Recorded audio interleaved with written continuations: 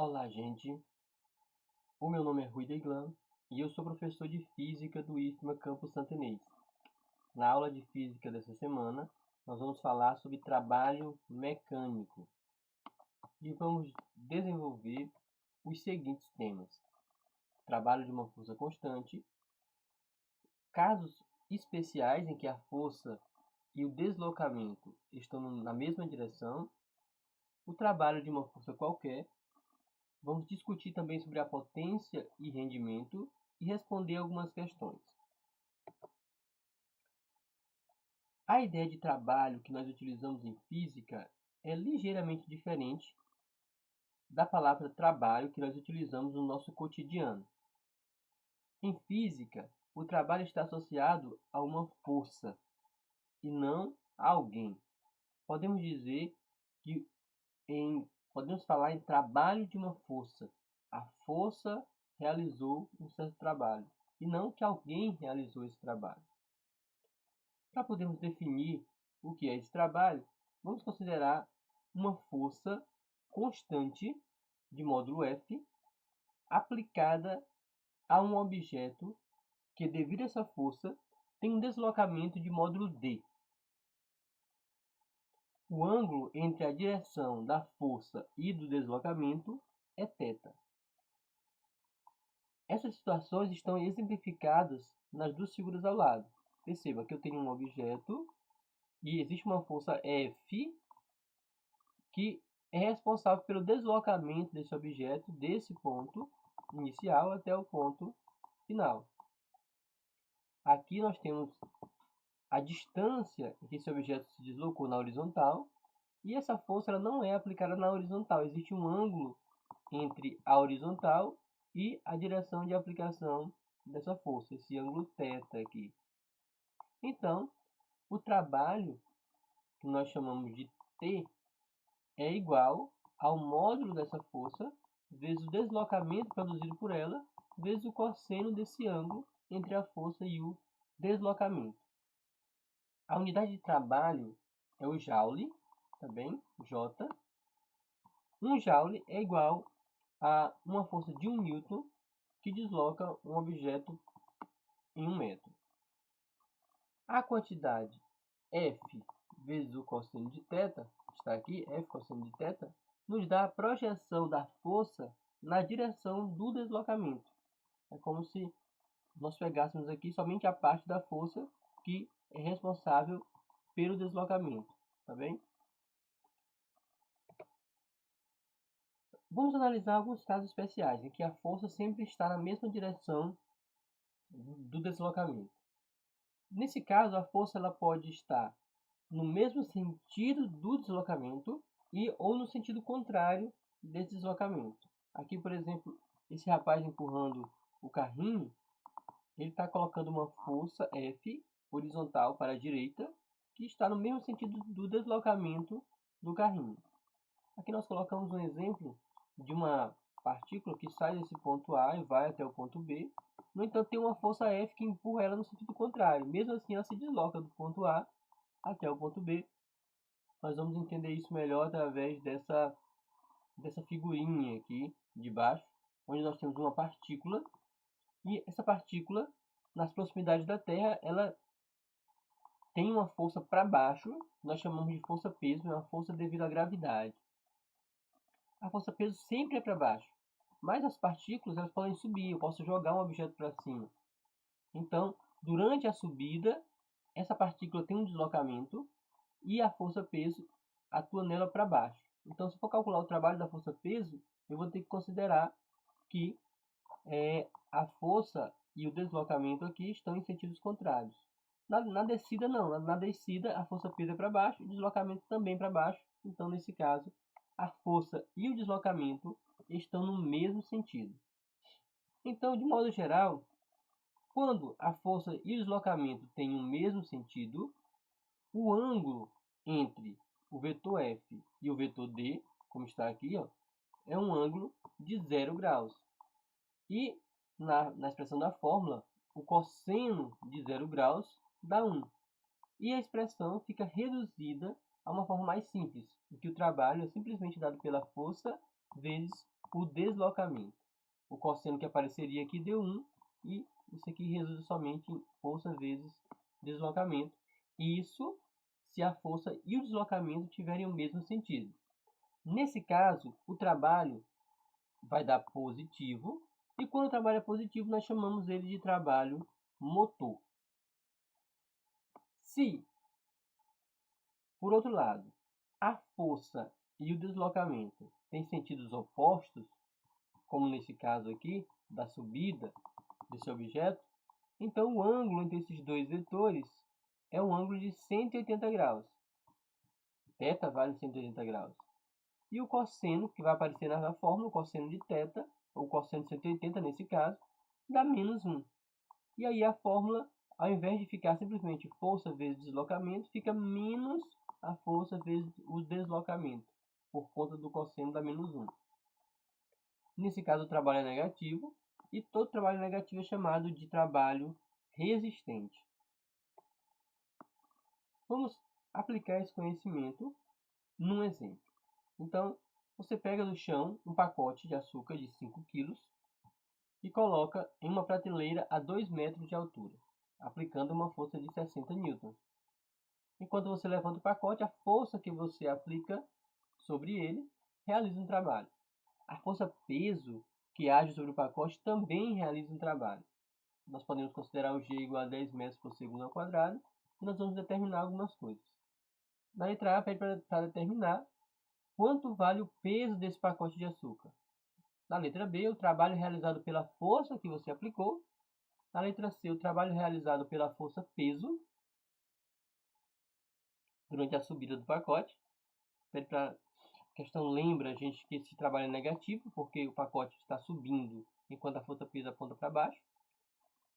E uma última consideração, se você arrasta o pacote horizontalmente na prateleira por uma distância de 1 metro, qual o trabalho realizado pela força peso? Nós também vamos discutir sobre essa questão dele, se entender da questão.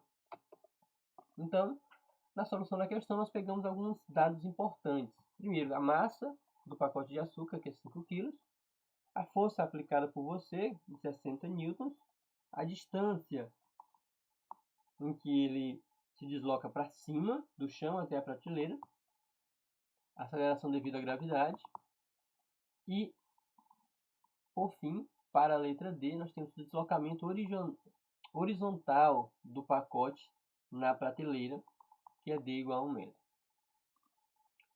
Na letra A, ele pede pela força peso aplicada sobre esse objeto. Ora, a força peso tem como fórmula P igual a m vezes g, massa vezes a aceleração da gravidade. A massa do pacote é 5, o g vale 10 e 5 vezes 10 dá 50. Então a força peso sobre esse pacote, o peso desse pacote é de 50 newtons.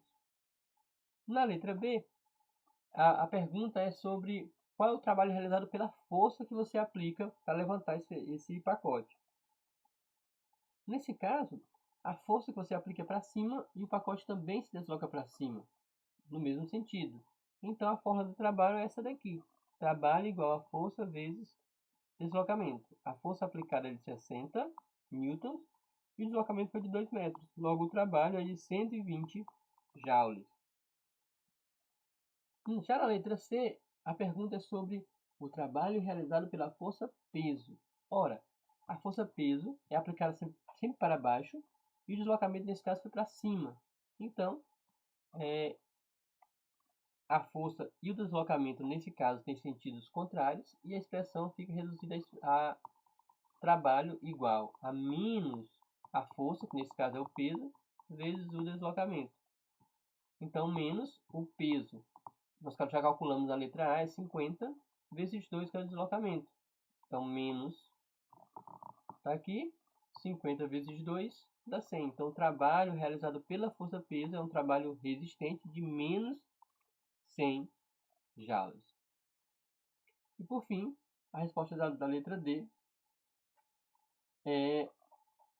Nós queremos saber aqui qual o trabalho realizado pela força peso num deslocamento horizontal.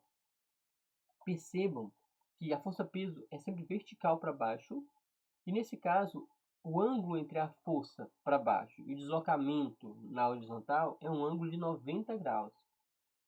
Nesse caso, se o ângulo é de 90 graus, então nós vamos ter que aplicar essa expressão aqui, ó. Trabalho é igual ao peso vezes o deslocamento, é o peso porque eu estou querendo calcular o trabalho da força-peso, vezes o deslocamento, vezes o cosseno de 90 graus. O peso desse objeto é 50 newtons, o deslocamento, nesse caso, foi só de 1 metro na horizontal, só que o cosseno de 90 graus vale zero. Então, o trabalho, nesse caso, realizado pela força-peso foi de 0 joule. Então, se eu tenho uma força e o deslocamento é perpendicular a essa força, em geral, essa força não vai realizar trabalho, porque esse cosseno aqui sempre vai dar zero e, por consequência, o trabalho inteiro vai dar 0 joule. Outra realidade interessante é que essa força que eu aplico sobre um objeto, ela não necessariamente é constante, ela pode variar. Nesse nível de ensino médio, o que a gente pode fazer para calcular esse trabalho é tomar o gráfico da força pelo deslocamento e ver como que a força variou durante o deslocamento do objeto.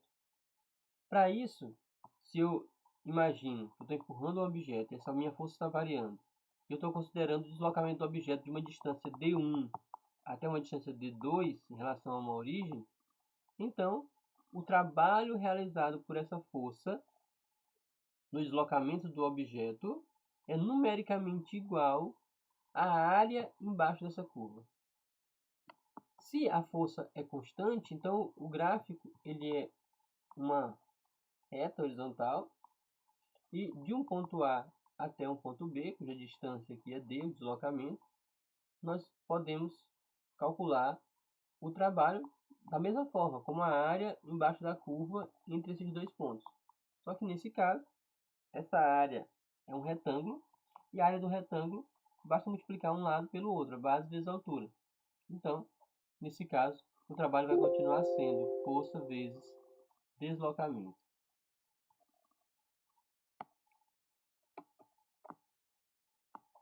Muito bem, por fim, nós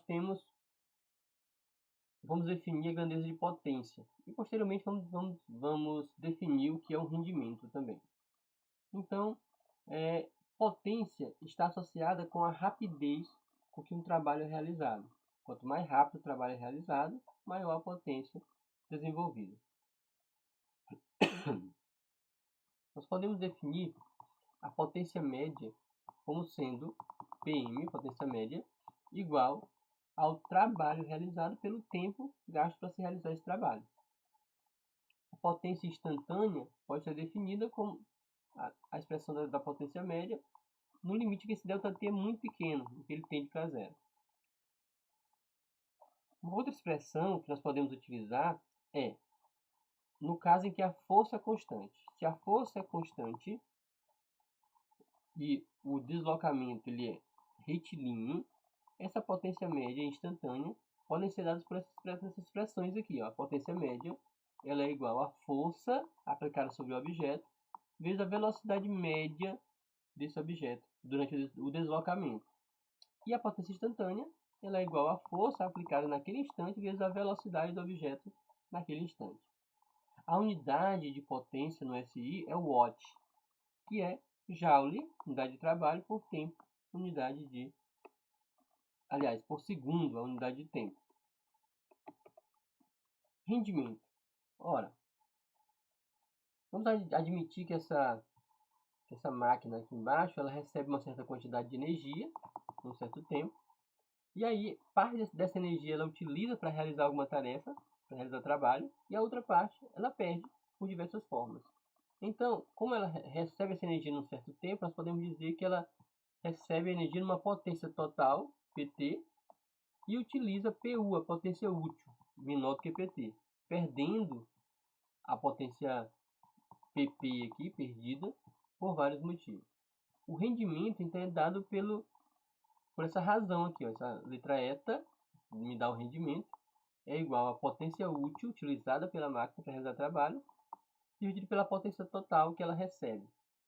Esse rendimento é uma grandeza adimensional e, em geral, nós multiplicamos ele por 100 para poder expressar esse valor em porcentagem. Olha aqui um exemplo. Sobre um carro de grande porte, que se movimenta com velocidade constante de 30 metros por segundo, é exercida uma força de 1000 newtons. Sabendo que o seu rendimento é de 20%, determine aproximadamente a potência consumida pelo motor desse carro em HP. Esse HP é uma outra unidade de potência utilizada, também chamada de horsepower, e a relação dela com o watt, que é a unidade de potência do SI, está descrita aqui embaixo. Um HP é igual a 746 watts. Mas vamos lá. Ele quer saber qual é a potência consumida pelo motor. Então é a potência total que chega no motor, aí você quer saber, porque ele já deu a potência útil desse veículo, que é justamente de 20%.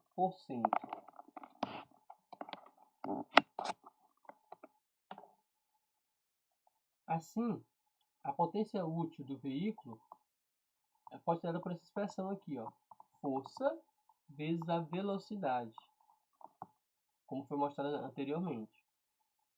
Então, a potência útil vai ser da força, que é 1000 newtons, vezes a velocidade constante de 30 metros por segundo. E aí a potência útil vai ser de 30.000 watts. E o que ele me deu de 20% foi o rendimento. Sabendo que o rendimento é de 20%, podemos calcular a potência total consumida pelo motor, aplicando essa forma do rendimento. O rendimento é igual à potência útil dividido pela potência total. O rendimento de 20%, a gente em geral não coloca esse número 20% na fórmula, a gente divide ele por 100 e escreve 0,2. Ou então coloca 20 sobre 100, que também vai dar 0,2. Isso aqui vai ser igual a 30.000, que é a potência útil calculada aqui em cima, dividido pela potência total que nós estamos querendo.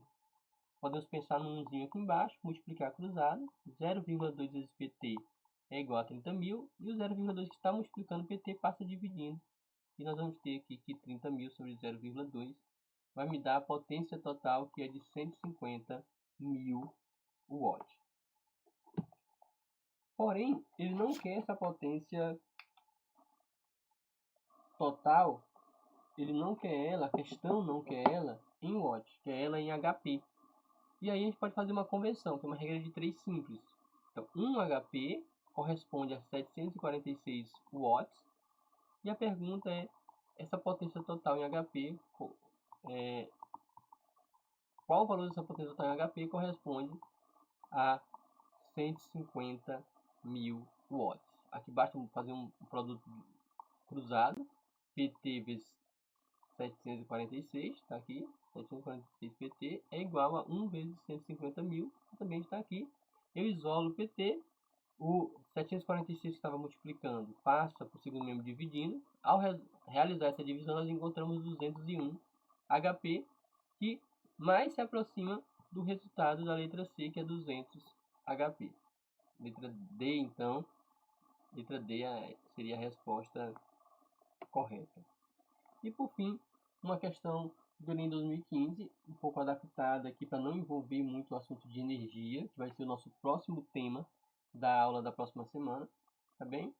Então, vamos contextualizar essa questão. Para irrigar sua plantação, um produtor rural construiu um reservatório a 20 metros de altura a partir da barragem de onde será bombeada a água. Para alimentar o motor elétrico das bombas, ele instalou um painel fotovoltaico. A potência do painel varia de acordo com a incidência solar, chegando a um valor de pico de 80 watts ao meio-dia. Já o abastecimento de água do reservatório a 20 metros de altura do solo, entre as 11 horas e 30 minutos e as 12 horas e 30 minutos, disponibiliza uma potência média de 50 watts. Essa é a potência média durante esse tempo. A potência média é do abastecimento da água que sai da caixa d'água e vai para a plantação. Considere a aceleração da gravidade de 10 metros por segundo ao quadrado, uma eficiência de transferência energética de 100%. Qual é o volume da água, o volume de água em litros do reservatório para o plantio no intervalo de tempo citado? Pronto, dá aqui algumas opções e a gente vai tentar responder essa questão. O intervalo de tempo considerado é de 1 hora. Se eu quiser utilizar aqui a unidade de tempo da CIA, eu tenho que transformar isso para segundo e dá 3.600 segundos. E a potência média nesse intervalo de tempo é de 50 watts. Então, eu posso utilizar a fórmula da potência média igual ao trabalho dividido pelo tempo para poder encontrar o trabalho realizado para poder levar essa água até a plantação. Então a potência, então eu posso, o que eu fiz inicialmente foi colocar um 1 aqui embaixo desse PM, multiplicar cruzado, 1 vezes o trabalho é igual a PM vezes ΔT, tá aqui. A potência média ele deu foi 50 e o tempo 3.600 segundos. Quando eu multiplico os dois, eu tenho que o trabalho é de 180.000 joules. Lembre-se que queremos encontrar o volume de água. Então, nós podemos utilizar essa forma de trabalho aqui para encontrar a massa através da força-peso. Porque a força que leva a água da caixa d'água pela encanação até a plantação é justamente a força-peso. Então, nesse caso, como a força-peso é para baixo e o deslocamento da água também vai ser para baixo, então o trabalho pode ser dado pela força vezes deslocamento. No caso, a força aqui é a força-peso. O trabalho, no nosso caso, vale 180.000 joules. A força-peso é o produto da massa vezes o G, que vale 10 aqui, vezes o deslocamento, que é 20 metros, a altura da caixa d'água. Repetindo, 180.000 joules é igual a massa M vezes, e aqui o G10 vezes o 20 vai dar 200. Então, M vezes 200 dá 200M, isso aqui tem que ser igual a 180.000. Então M vai ser igual a 180.000 e o 200 que estava multiplicando o M aqui passa dividindo. Ao realizar essa divisão, nós encontramos que a massa da água que sai da caixa d'água e vai até a plantação é de 900 kg. Lembrando novamente, nós não queremos a massa, nós queremos o volume. Mas a massa foi importante, todos os cálculos foram importantes para a gente poder chegar no volume. A densidade da água é de 1 kg por litro. Isso significa que cada litro d'água possui 1 kg. Assim, se nós temos 900 kg de água, é porque nós temos 900 litros. E a resposta era essa, 900 litros de água que caem da caixa d'água para a plantação nesse intervalo de tempo. A resposta aqui é a letra D. Gente, para realizar essa aula, nós tivemos como referência o livro do Ramalho Nicolau e Toledo, que está aqui. Também vimos algumas questões, fomos influenciados aqui por esses sites, inclusive o site que concurso tem várias questões do Enem, você pode escolher lá essas questões, tá bem? E na descrição do vídeo, eu vou colocar esse link aqui, que é um formulário de questões. Vocês podem responder essas questões. Ao estudarem esse conteúdo, vocês podem testar os seus conhecimentos respondendo essas questões aqui, tá bem? E aí, vocês podem ter o resultado dessa... Na verdade, vai chegar para mim o resultado das respostas de vocês, tá bem? Foi muito bom estar gravando esse vídeo para vocês. Espero que vocês aproveitem, que vocês estudem. Desejo muita saúde e paz para todos vocês e até a nossa próxima aula.